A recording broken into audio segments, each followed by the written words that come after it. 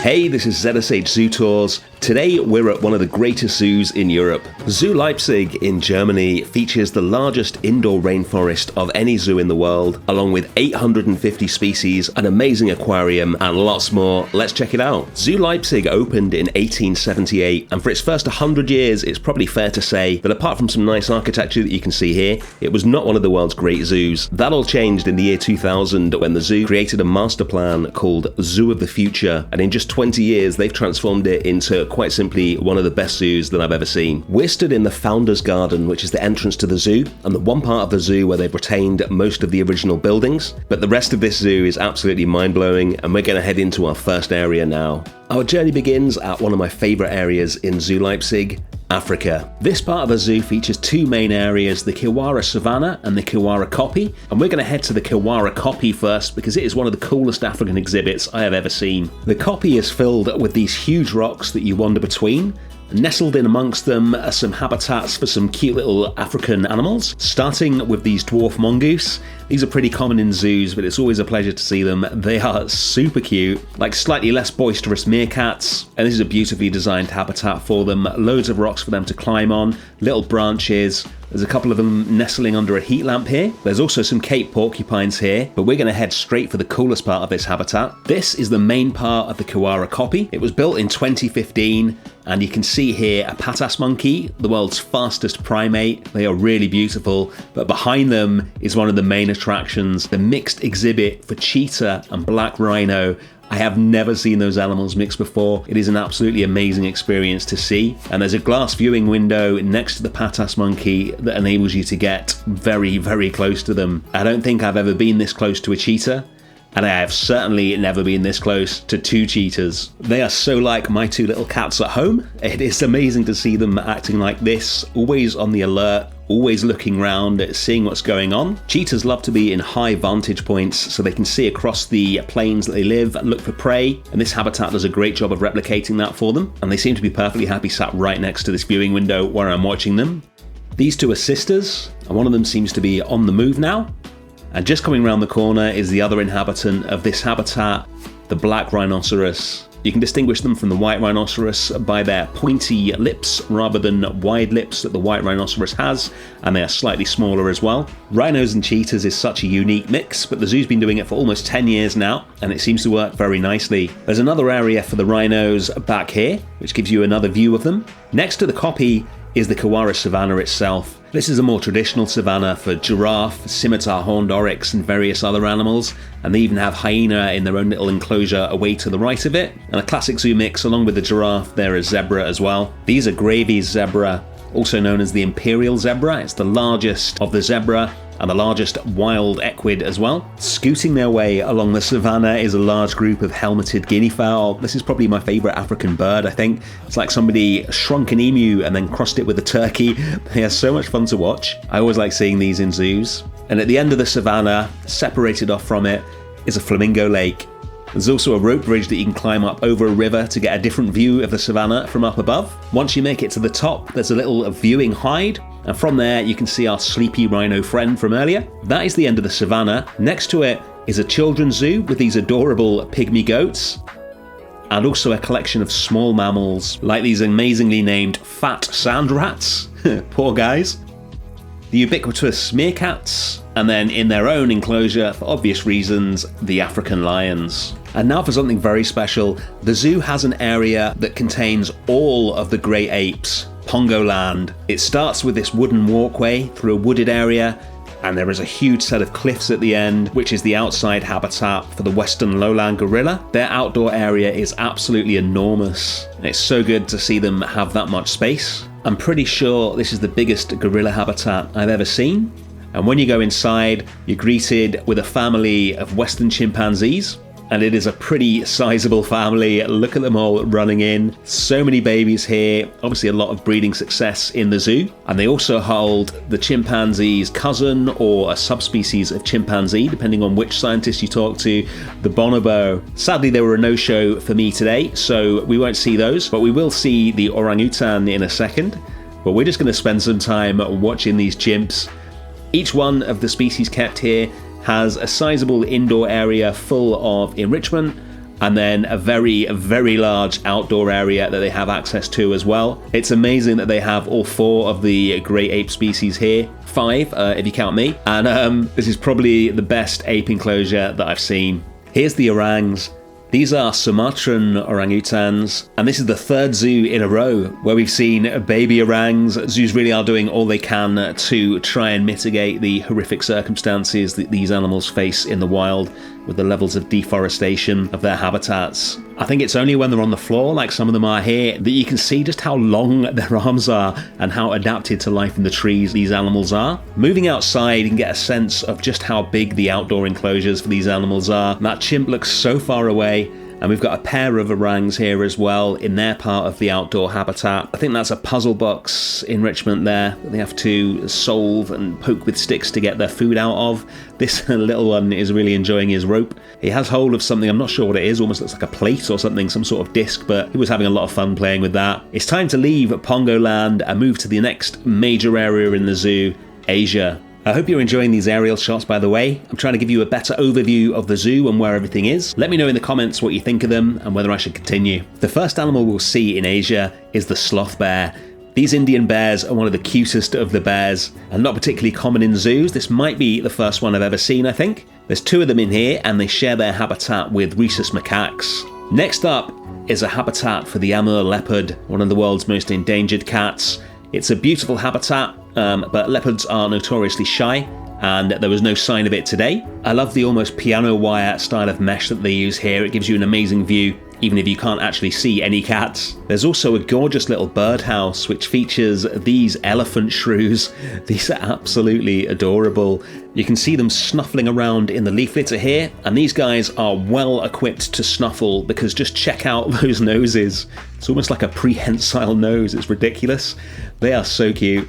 Definitely my favourite inhabitants of this house, but it is a birdhouse, so obviously there are birds to be seen as well as some of these fruit bats. It's always a pleasure seeing fruit bats. Outside is what is presumably a very old habitat, which has been retconned at some point to hold these lion-tailed macaques. These endangered animals have been at the zoo since 1962. He's getting bothered by a wasp, I think, there. Now, you know I love an old habitat in a zoo, and there is something very old and very cool at Zoo Leipzig. This is Bear Castle, built in 1929 for a whole variety of different bear species. Happily, there are no longer bears here. These days, it's a kid's playground. Let's move on to the centerpiece of the Asian area, the Elephant Temple. Our route takes us past this enormous dinosaur sculpture and 2 beautiful classic aviaries that have been in the zoo for many years. And then the Indian theming starts and we arrive at the Elephant Temple. The original elephant house that this was built around opened in 1926 and it was redesigned and massively expanded in 2006. This is the original elephant house here. Really interesting combination of Indian style shapes and Western building materials. This probably would have been best in class when it was built back in the 20s, but no matter how big the building is, a rectangular building and a couple of yards is not enough for elephants, so the zoo has expanded it massively since. And I absolutely love this viewpoint here where you can see the elephant in the foreground and some classic German houses in the background. On the inside, you can see that we have yet more breeding success here.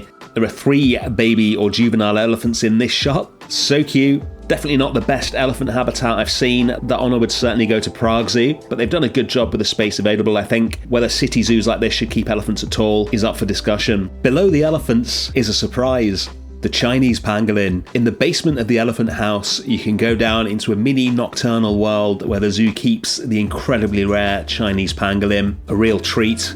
And speaking of treats, this is the view from one of the zoo's cafes. Not bad. Could definitely enjoy a cup of coffee while you sat here and watching the pelicans. Let's take a quick look at some of those classic aviaries that we walked past on the way to the elephants. These are all now walkthroughs, and behind them is the zoo's mini Himalaya area featuring the snow leopard.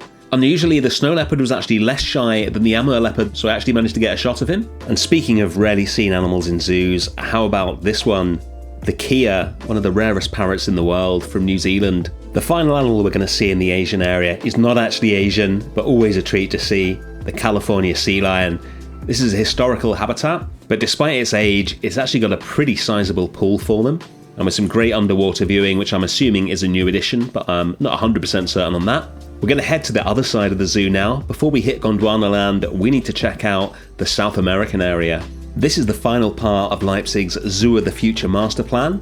It is currently the smallest area in the zoo because they are still working on Tierra del Fuego, the Land of Fire, which will be the final part of the South American area. Right now it features things like this, the most elaborate habitat for guinea pigs that I've ever seen, along with recreations of the Pantanal, the Pampas and Patagonia. Look at these baby Mara, they're absolutely adorable. I spent a long time looking at these little guys. Mara can run at speeds of up to 45 kilometers per hour. You can see one of the babies practicing that here, but most of the time they're a lot more chilled. This area also features the Coati that you just saw, plus Guanaco, Capybara, Rhea, peccary, maned wolf, giant anteaters and llamas as well. And in the middle of it is a really beautiful area, Flamingo Lagoon. This very pretty covered aviary features the Chilean flamingos that you can see here, along with pink spoonbills and these scarlet ibis.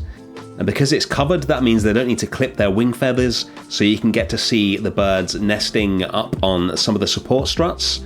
They've also got some black-rumped ibis in here as well. And just around the corner from here is something I don't think I've ever seen in a zoo before, which is a little building where you can actually go in and see Unser Master Plan, or Our Master Plan. This is a series of scale models of what the zoo will look like when the master plan is finished. It's really cool to see. One more thing to see before we get to Gondwanaland, which is something very rare in zoos these days, a really good aquarium. This beautiful building was opened in 1910 and then redesigned in 1992.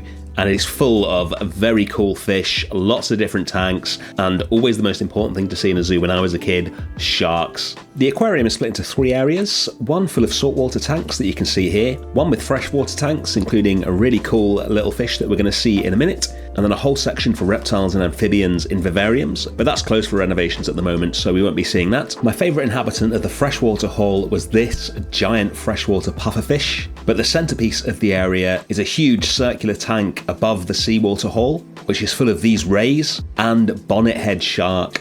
These are absolutely amazing, like miniature hammerheads, just cruising around this circular tank, and with the room in darkness and the tank all lit up, it is really atmospheric. Alright, it is finally time to hit Gondwanaland. Situated in a huge dome on the other side of the Founder's Garden, the second largest indoor rainforest in the world, Gondwanaland is absolutely mind-blowing. I've been lucky enough to go to actual rainforests in Southeast Asia, and the indoor version they've created in Germany is absolutely amazing. This area aims to show the whole history of evolution in one exhibit. You start off in a cave with ancient creatures like lungfish, turtles, and horseshoe crabs. These incredible animals have been on the planet for over 400 million years, and you can see them here, along with ancient mammals like this slow loris. Once you're through the cave, it's time to emerge blinking into the sunlight into the rainforest itself. It's hard to believe you're in Germany at this point, and the first thing that we're going to do is take the Riverboat Ride. This is a lot of fun, a proper rickety boat. The theming here is as impressive as the rainforest itself. It's not on a track like they normally are in zoos, or in the few zoos that have this kind of thing. And you can get so close to all the vegetation here, and within a few seconds you're plunged into another cave which tells you the whole story of evolution through these giant screens on the walls. And there's all sorts of plants in front of the screens, which along with the lighting makes it really atmospheric. And shortly we get our first view of an animal here, the Komodo dragon. Quite a fleeting view, I must admit, but that's the nature of these sort of rides. Luck plays a massive part on how many animals you're going to see when you're on them. Luckily, all the animals that you can see from the boat, you can also see from all the footpaths and treetop trails that fill this huge dome. There are so many free-flying birds in here. There's always one fluttering past your head, or some sitting on a log or swimming around like these ducks here.